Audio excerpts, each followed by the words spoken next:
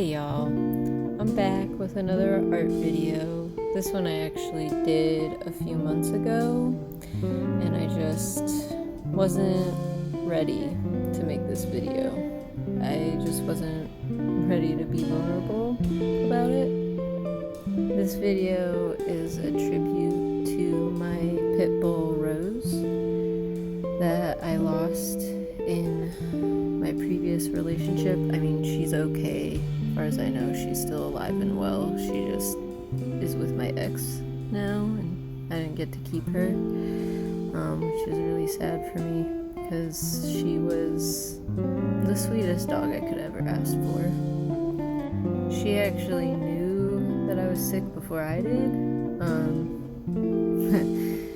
and was always very gentle with me, and I don't know, I've just never met a dog like that before. Well, I should say I've never met a dog like her before, because she was just so in tune with me, and I just never experienced that in my life, aside from cats, because I've always experienced that with cats. Anyway, I digress. The backstory of Rose is kind of tragic, unfortunately. I don't know much about her past. All I know is that she was raised in a hostile and abusive environment. And she was raised to be a fighting dog, unfortunately, like a lot of pitties are. And she was very aggressive towards other dogs and other cats, really. Mostly because she had to fight for everything, food, water, and it was just not a very good environment that she was raised in for her first owners. I didn't personally know her at this time, so I've only gotten snippets from her other owners that were her more recent previous owners besides me, and they were roommates of my ex's, and they basically told me the story of what happened. Thankfully, she was cool with our little Chihuahua Pepe that we had at the time, and I think she just thought he was a puppy. She was very protective of him. It was actually very adorable. They kind of had a weird relationship, but whatever. I'm not gonna judge. They were happy together. Works for me. Unfortunately, those said roommates were very neglectful of those two and only fed them out of one bowl, and she ate most of the food because obviously she's the bigger dog and needs more food, and they just didn't really interact with them much, so they weren't very socialized. I mean, they were people friendly, but they weren't very socialized with other dogs or cats or anything. But eventually we ended up adopting those two. And it took a while to retrain Rose to not attack my cat, because at the time I only had my cat Lucy and she was my baby, and unfortunately Rose probably thought she was food or a stuffed animal or something, because granted my cat really doesn't look like a real cat, but that's because she's an angel fae princess, okay? Anyway, it took a minute to get her retrained, but eventually we did get her retrained and she was able to coexist with my cat. And then we, down the line, got another kitty as a kitten, and she was really excited. She wanted to play with the cats eventually, and they kind of didn't understand that that's what she was doing, was trying to play, because she was big and wanted to pounce and, you know, swat and all that stuff, but didn't realize how big she was and didn't realize how strong she was. So it did kind of pose a little bit of a problem. If we were playing with a laser pointer with the cats or the feather toy, we had to lock her up, because otherwise she would try and play with them with the toy as well. But she got way too into it, so she would freak everybody out, and it was just really adorable to see her blossom into this puppy again. After all of the horrible abuse that she suffered, I was glad to basically get to spoil her for the time that I had her. I got to see how playful she was. I got to see her enjoy going out for walks as a dog. Now sometimes we'd have to be careful when other dogs would pass, but thankfully she got to a point where she wasn't reacting, she was just watching, which was really nice.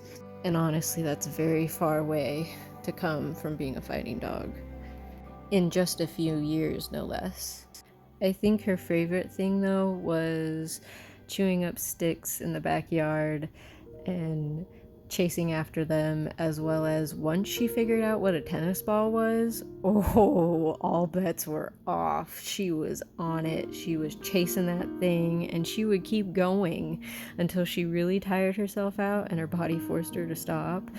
But she just kept wanting to kill it. She just wanted to chase it. She wanted to squish it. She wanted everything. She just couldn't get enough of the tennis ball.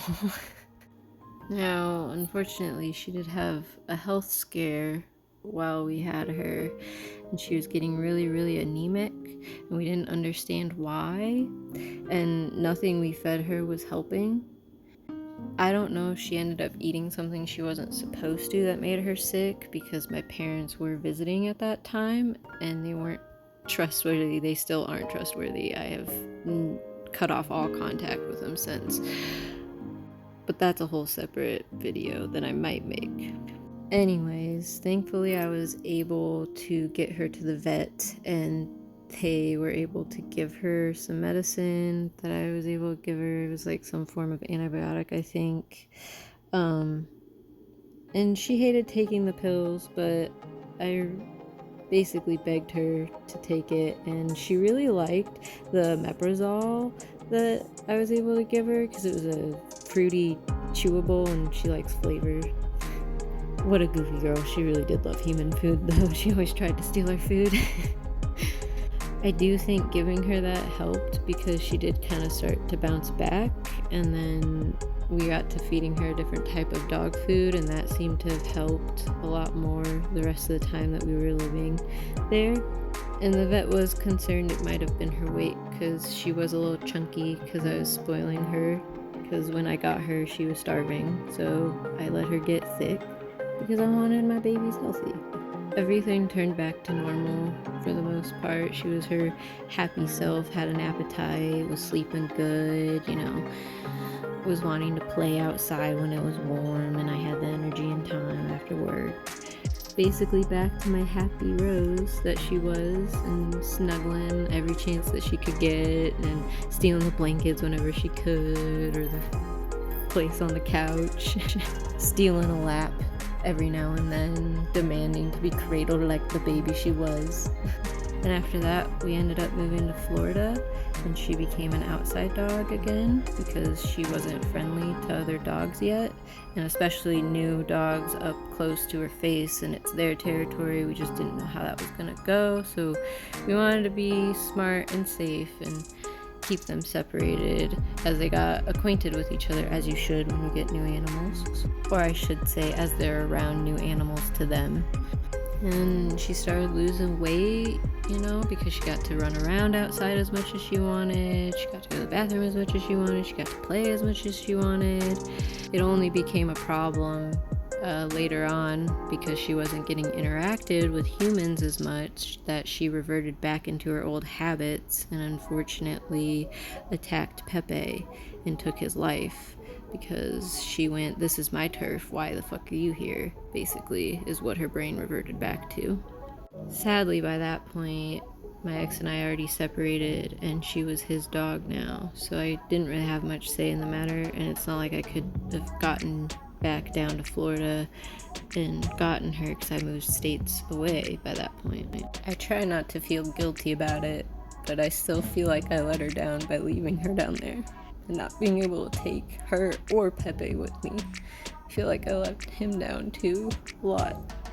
I try not to beat myself up for that domestic violent relationship because it took a lot from me, but man, I still miss her and I miss him too. Pepe, I'm talking about the dogs. I really wish I didn't leave the dogs with my ex, and I think if I didn't do that, they might have had a better chance. So I'm really sorry, Rose, and I miss you. I hope you're okay. Hopefully I see you soon one day.